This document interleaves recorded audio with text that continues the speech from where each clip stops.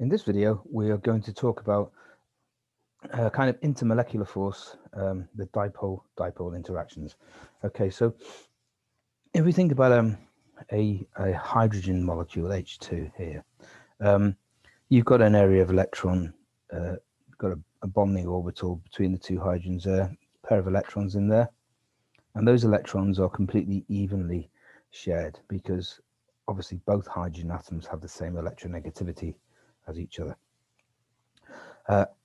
When we think about hydrogen chloride, covalent hydrogen chloride, this molecule, well, chlorine is quite a bit more electronegative than hydrogen, so that will have a partial negative charge on it, and the hydrogen will have a partial positive charge. We say that that molecule has a dipole. Okay, so the electrons in that bond are they're not shared evenly. They exaggerate it, so the chlorine is, so that's supposed to be electric charge cloud between the two, the bonding orbital between the two atoms. The chlorine gets more than its fair share of that electron density. So partial positive charge on the chlorine and a partial positive charge on the hydrogen. Okay, so if you get two hydrogen chloride molecules together, what's going to happen is, in say liquid hydrogen chloride, there's going to be a force of attraction there, because between this end of this molecule, which is got a partial negative charge, and the hydrogen on this one, which has a partial positive charge, and you have that attraction there between those two, and that is what a dipole interaction is. Now let's just have a little bit more detail on what actually is a dipole, or maybe we call it a permanent dipole. Okay, so it's when you have the center of positive charge of a molecule and the center of negative charge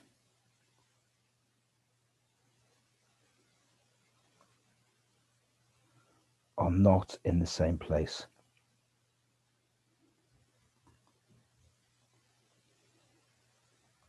That is what a dipole is. So let's just have a think what that actually means. So take again hydrogen chloride as our example. I'll draw it a little bit bigger. So there we've got hydrogen chloride molecule. Now the chlorine is atomic number 17, so it's got 17 protons, 17 positive charge in its nucleus, and the hydrogen has got 1 proton in its nucleus, so it's got 1 plus there. So let's say where the center of positive charge of that molecule is, it's going to be towards the chlorine. So I'll draw it there. I will draw it there. Okay, so let's say that is the center of positive charge. Now let's think about the center of negative charge. Well, the hydrogen has got just 1 electron, and the chlorine, of course, has got 17 electrons, and they're sharing a pair of those electrons.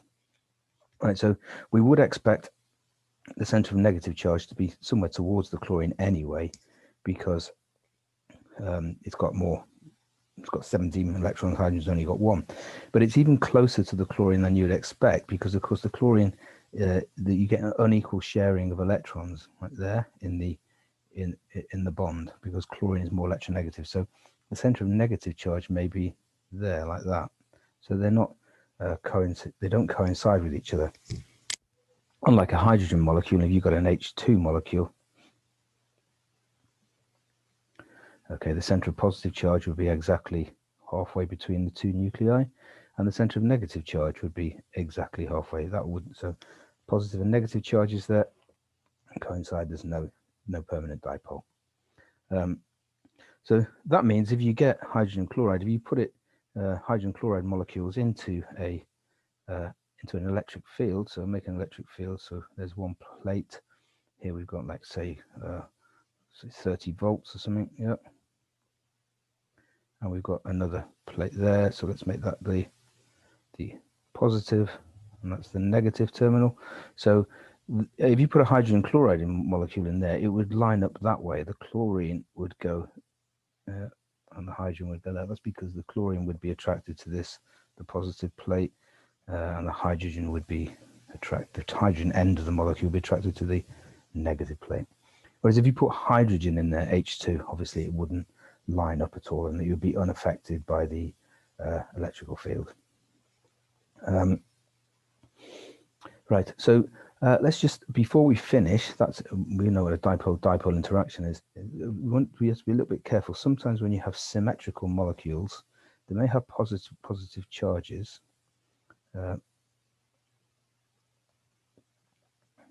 but they do not have dipoles. So let's take, for example, let's think of methane. Okay, so here we've got methane. That's tetrahedral shape, so you've got one. So you can draw it as a one hydrogen coming towards you, one hydrogen going away from you, like that. Okay, so that is methane. Now let's replace those with, so that doesn't have a dipole, obviously, because hydrogen and carbon have approximately the same electronegativity. But if we replaced all of those for chlorine atoms, say, so we had trichloromethane. Now, chlorine is quite a bit more electronegative than carbon, but this molecule still wouldn't have a dipole. We'll see why, because you have got a delta minus on that partial negative charge on the chlorine there, and there, and on there, and a partial positive charge on the carbon.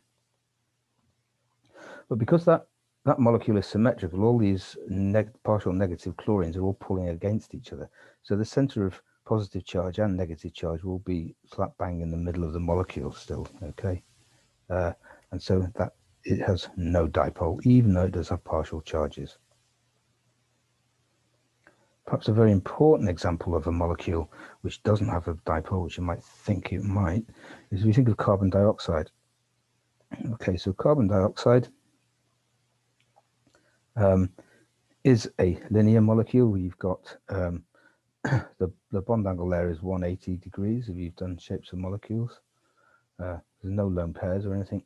You've got a partial negative charge on the oxygen and on that oxygen, and a partial positive charge on the carbon.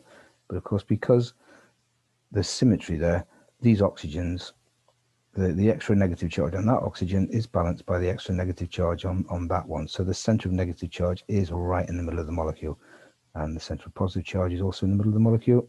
So no dipole there. We can sort of contrast that. It's quite interesting. If you contrast that to sulfur dioxide, so you've got SO2. Sulfur dioxide has double bond there. But interestingly, if you draw a dot cross diagram, you'll see it's got a lone pair of electrons. So that means it's not symmetrical. It's not a linear molecule. So you'll have a partial negative there. Oxygen is more electronegative than sulfur, and a partial positive on the sulfur.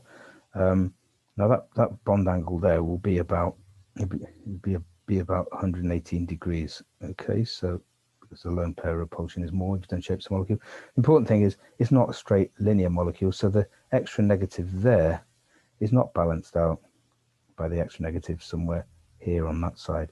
So it does have a dipole, it does have a permanent dipole.